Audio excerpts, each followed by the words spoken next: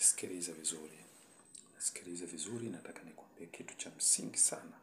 Hasa kwa wewe ndugu yangu unayejaribu kukata tamaa katika maisha. Maisha yana history, maisha yana kitabu. Na hicho kitabu, hiyo history inajengwa na wewe mwenyewe. Kwa kila uliyesikia amefanikiwa, jua ana historia yake. Ana kitabu chake cha life yake, cha maisha yake, ambayo yeye ameyapitia.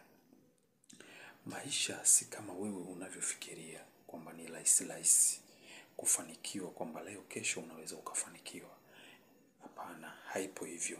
Haipo hivyo kabisa. Nisikilize ninachokwambia.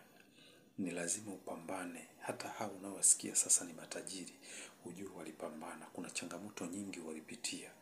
Sio rahisi walifanikiwa mpaka leo wewe unawaita matajiri.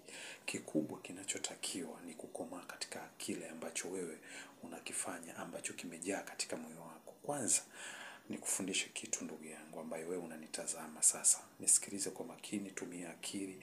Sikiliza ujumbe, usiangalie picha iko na rangi gani, iko katika muonekano gani.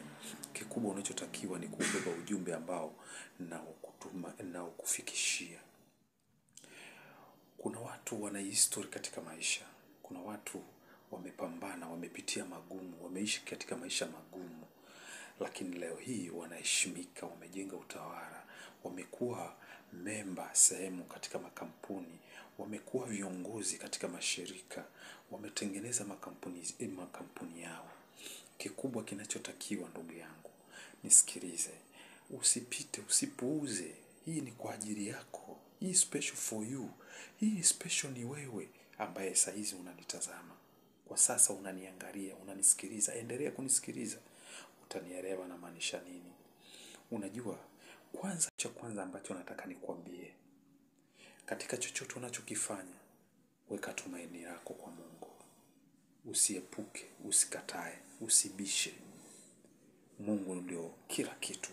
Mungu ndiye anayeweza kufumbua fumbo lako ambalo limefumbwa. Liwe na yeye Mungu au mwanadamu amekukusudia. Lengo kukuferisha na kuonekana wewe mjinga. Lengo kukufanya wewe udharaulike.